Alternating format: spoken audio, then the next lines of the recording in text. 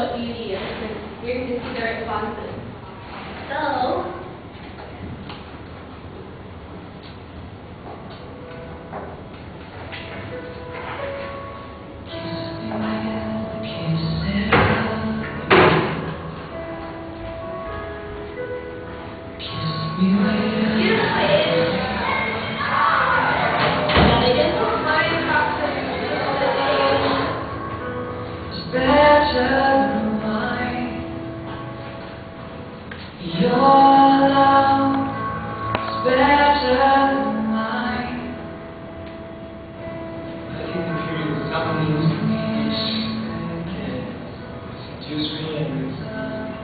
which looks nice, and when I see it, I feel like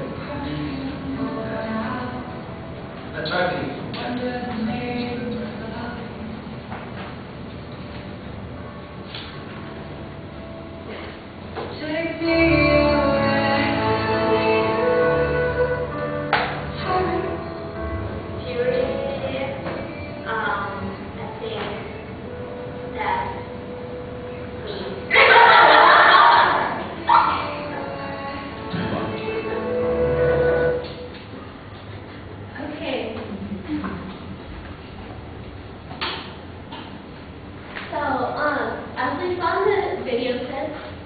Each person had a different definition of what beauty is. And likewise, cultures around the world define beauty in different ways. So today I'll be talking about the beauty ideals in various parts of the world. Because of the time restraint, as much as I'd love to talk about a lot of different places, I'm not going to be able to.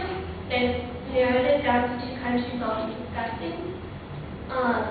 So I'll be discussing how some people in China and Burma define beauty. I've been researching this topic for a couple weeks now and also have heard a lot of lectures on what beauty is in the past. And beauty is an important part of our culture today. I mean, we want to be attractive and accepted in society. So many of us, including myself, put a lot of money into hair products and girls' makeup. And many other things like tanning salons and stuff. But today I want to awaken for you the beauty ideals of China and Burma.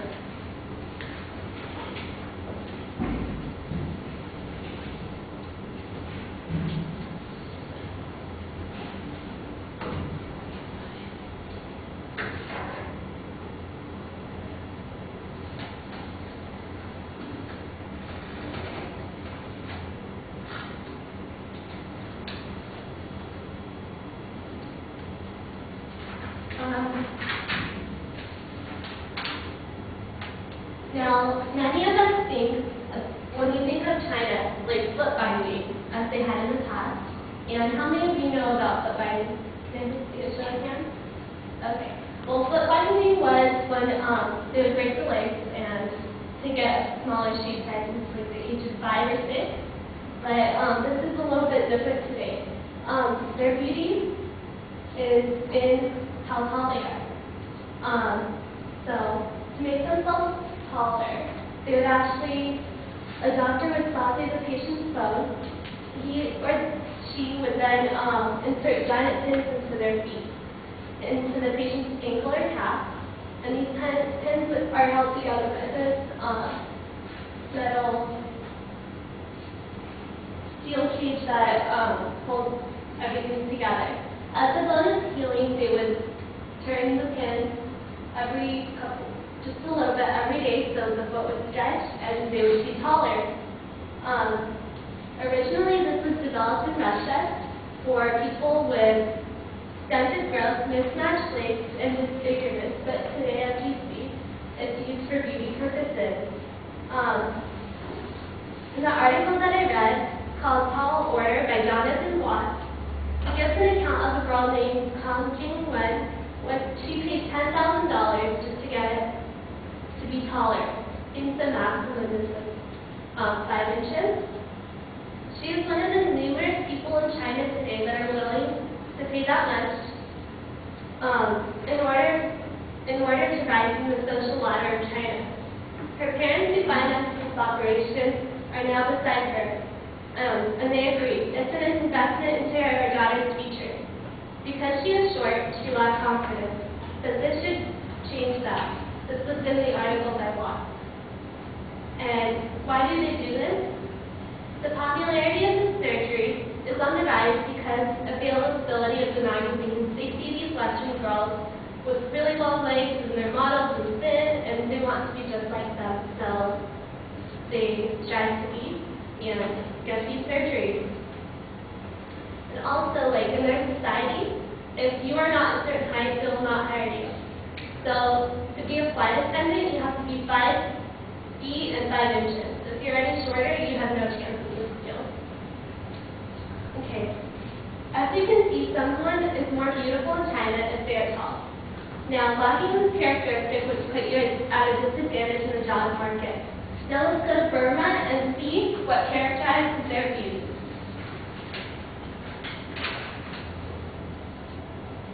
So, most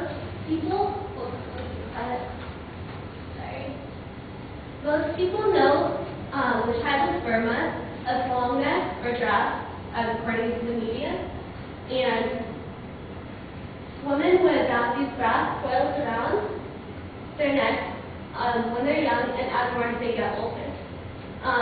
It appears as though they really have long necks, but that's not true. Their collarbones are weighted down, so it appears as though they have long necks, but they really don't.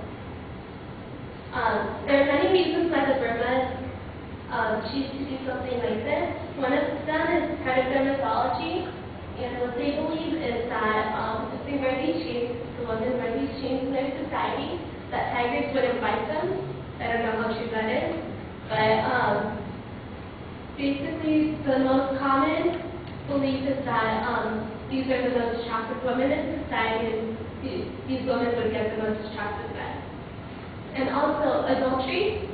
If this woman commits adultery, these things are taken off her neck, and she wouldn't be able to hold her neck up because it wasn't in these rings for such a long time.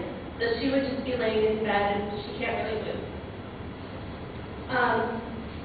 So although beauty may differ from culture to culture, each culture has a standard on which they base their beauty on. In China, beauty was defined as being tall. In Burma, it's defined by these coils around their neck. And although you may have heard of various beauty ideals in the past, I hope that you are able to walk away with a little bit more understanding of how beauty is defined in other cultures.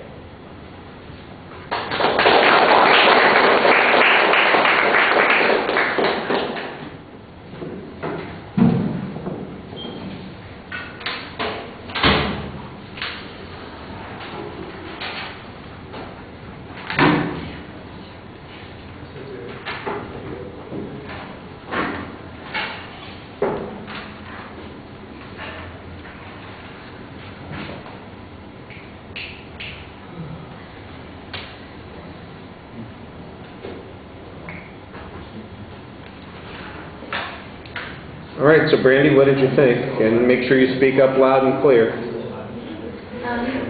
thought you had good eye contact. You kind of looked around the room throughout your entire speech. You were loud enough that we all heard you, and you had good voice inflection, so that none of us got bored while we were listening, which is always good to keep us interested and kept us paying attention. The central idea, though, I think was really broad for what you were trying to say. I mean, maybe something more like the extreme things people go through for beauty rather than just what the idea of beauty was, because it just seemed to be more of what people do for extreme beauty rather than the general idea. And the beginning, the video was really hard to understand. Like, I have no idea what the guy said at all, and the girl like barely understood. So maybe if you would have just found something that was a little bit clearer, that was better. Okay. I like the fact that you set up the video at the start. I think that the problem with the video is that we've got the musical wallpaper that's a little bit distracting. It also takes up some of the time. And the quotes that you get from the people that are being interviewed, same sort of thing. I think Brandy was kind of right. I couldn't tell you what 2 out of 3 people said for certain. So I think you need. it might have been better just to simply kind of paraphrase and tell us yourself, as opposed to trying to get the video to do it. I thought your thesis, I mean, you wrote the thesis and we talked about it. I remember having a discussion about it, and you know, given the way the speech is actually developed and what the content is, I agree with Brandy that we really need to switch what the purpose statement is, because it's not really about what the standards of beauty are. It's, you know, about you know, some extreme attempts to achieve a standard of beauty. Because the first thing that popped into my head in both of these situations is, okay, is that the standard of beauty, and how do we know that? Well, let's see. What percentage of the population is undergoing these kinds of techniques in order to achieve this result? And I don't get any information on that. I suspect that although if you have, you know, the one citation says numerous women in China are undergoing this, I'm going, well, I don't know what numerous means, and when you put it in the context of China and you're talking about 1.5 billion people, you know, 20 sounds like a lot, but it isn't a lot in that context, and so I'm not sure it's really a standard of beauty. And I did think it was a little bit more unique. The same thing with the Burmese neck rings. I think that there's a little bit of, you know, it's unusual and distinct. And my guess would be the vast majority of women in Burma don't do this. Again, I don't have any data on that, and that's part of the problem. I think that you needed to put it into a little bit more context, and the context that you put it in makes it sound like these are normal standards as opposed to extreme standards. I thought that the setup was pretty good at the beginning of the speech, and like I said, on the first point you had a source citation that you referred to. I'm not so sure that the article was as thorough as it could have been. You got a couple of things out of it. I thought the foot binding thing, for instance, I mentioned that I'm not saying it wasn't practiced in China. I thought it was more widely associated with Japan, but maybe it was also a Chinese practice as well. And the notion that this desire for height in China is so important because people are discriminated against because they can't become flight attendants, I thought that was a little bit of a stretch. And see, there's a joke there, a little bit of a stretch.